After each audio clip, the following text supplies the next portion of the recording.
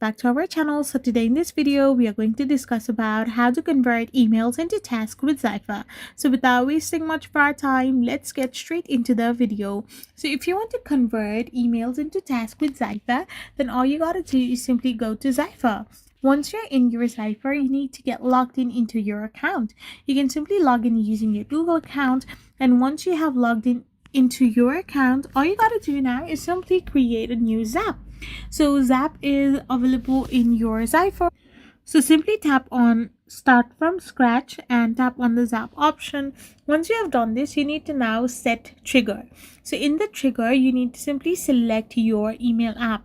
Once you have selected the email application, you need to now choose your trigger event.